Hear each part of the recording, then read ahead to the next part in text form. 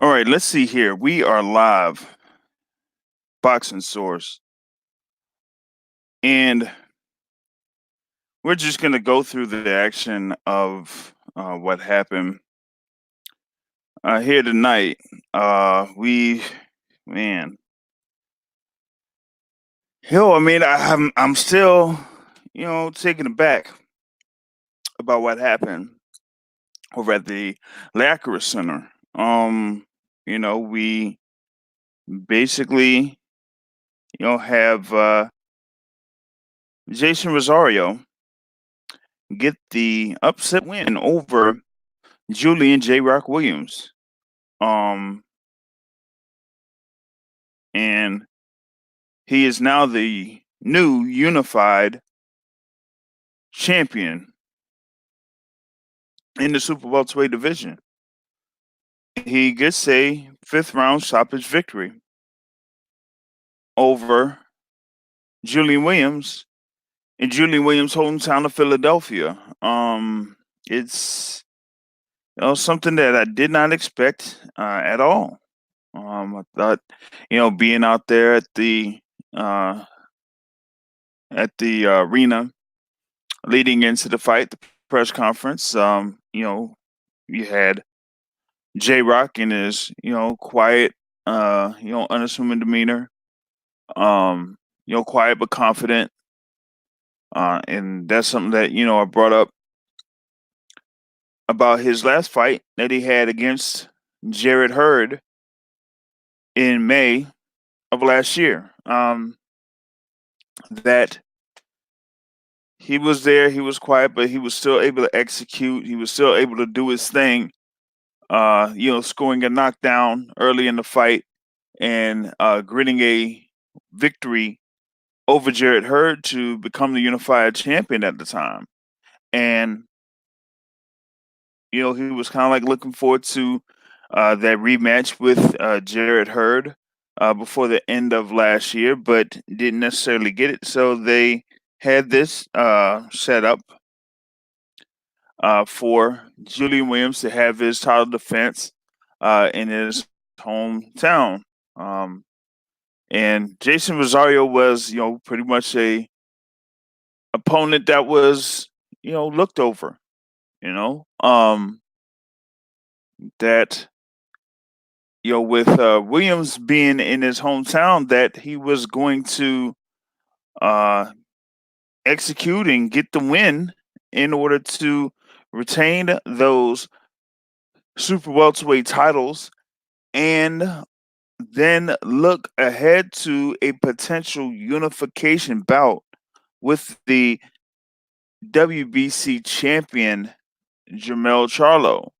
Um, but now we basically have this upset victory where Rosario gets the belts, and this is I think it was a voluntary defense. So Julian Williams says that you know they have a rematch clause and says that he'll see Rosario in there soon. You know, um, but at the tail end of this particular fight, this almost looked like you know um an instance where Jason Rosario looked bigger than Julian J Rock Williams, looked significantly bigger for some against Julian Williams, and that he ended up overpowering J Rock Williams in order to get this victory. So that was basically what we saw here was that Jason Rosario just was the bigger man and ended up getting the upper hand here and overwhelming Julian J Rock Williams. So that is something that has thrown off the super welterweight division as if it hasn't been done before. Um, as we, like I said, we had Tony Harrison defeating Jamel Charlo, uh, back before the end of 2018, and then you had the thing with 2019 with Williams defeating Jared Hurd. So we've had a good mix of fights and wins and defeats in that super welterweight division that have thrown things off a little bit. But right now, this is the gist of the super welterweight division with Jason Rosario, now the new unified or WBA and IBF super welterweight champion. Jermell Charlo winning back the WBC super welterweight championship over Tony Harrison by a stoppage. And, of course, you have that WBO uh, super welterweight championship that is out there, for um, Patrick Teixeira, I think it is, that has that particular belt. As you had Jaime Munguia, moving up in weight to the middleweight division as he had his win, over Gary Spike O'Sullivan. So that's kind of what we're looking at here with super welterweight. But we'll have to see if Julian Williams, like he says, exercises that rematch clause against Jason Rosario. If he's able to do that, then we'll have a rematch there for those particular belts. Um, and if they're able to execute that particular rematch, then we'll see that later on down the line. Um, for me, I would say J Rock has some work to do to kind of like evaluate his career, because I mean this is like another instance where he was pretty much caught and ended up getting himself in big trouble, getting himself knocked down and multiple times, and once again basically getting stopped. So I mean, this is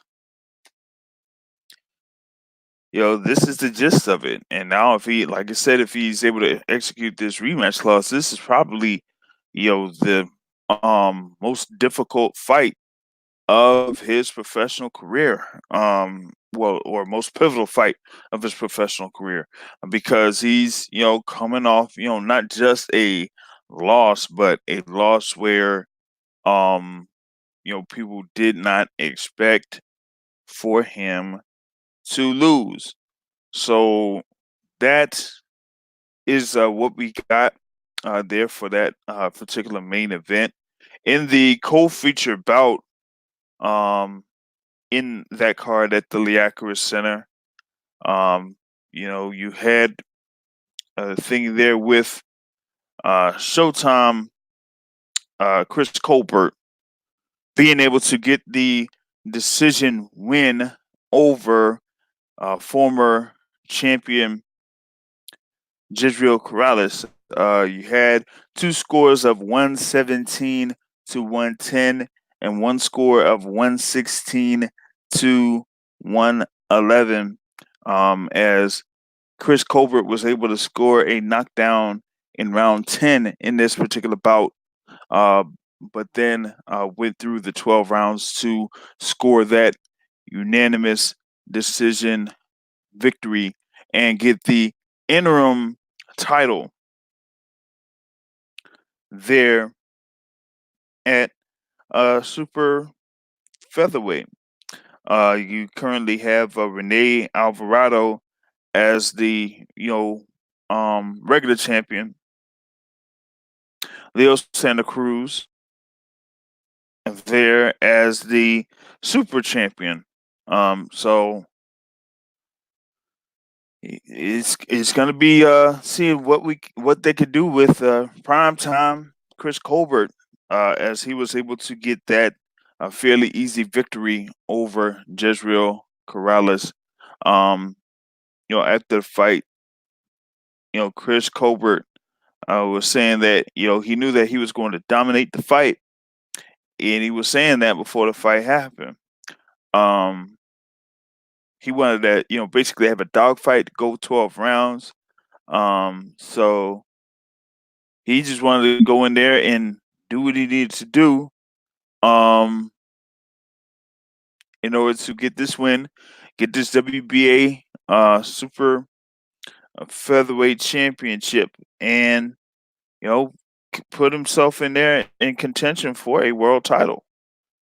So definitely be looking out for Chris Colbert, um, in the in the future, as far as like what he's going to do. We did talk with the boxing source here at length after the press conference. So you basically have him as one of the rising, you could say rising fighters there, for 2020. So that's another thing that we're going to be looking out for. Um, next up is what happened over at the Turning Stone Resort and Casino in Verona, New York. As you have the main event, Eleider Alvarez, former world champion, going up against Seals and Michael Seals, and it was pretty much a kind of like a drag out type of fight. Neither fighter had much action on both sides. Um, and but it wasn't it wasn't until that uh seventh round that you know Eleider Alvarez showed his power and was able to basically um chin check Seals, and put him down to the canvas. And Shields was not able to basically get up from that right hand from Eleider Alvarez, and as a result, Alvarez ends up winning this key bout and puts him right back into title contention against the world champs out there. In the meantime, he does um, look to be planning to fight Joe Smith Jr., who did win his fight was it last week, against Jesse Hart. So that was over in Atlantic City. That fight between Smith and Jr. Um and Jesse Hart. So you'll have Eleider Alvarez against Joe Smith Jr. And that's something where you probably can't still can't count out Joe Smith Jr. But he's gonna have to be wary of that right hand of Eleider Alvarez. So that is the quick reaction to what happened over at the Turning Stone Resort and Casino in Verona, New York, and also at the Liacouras Center in Philadelphia, Pennsylvania. We'll go through this in depth in the Boxing Source radio show. It's going to be live 7:30 p.m. Eastern Time on Blog Talk Radio. So be sure to catch that or look that up, the Boxing Source radio show, and see if you can find the latest episode, or you could have just follow us on or subscribe on iTunes. And on that note, folks, I'm out. Peace.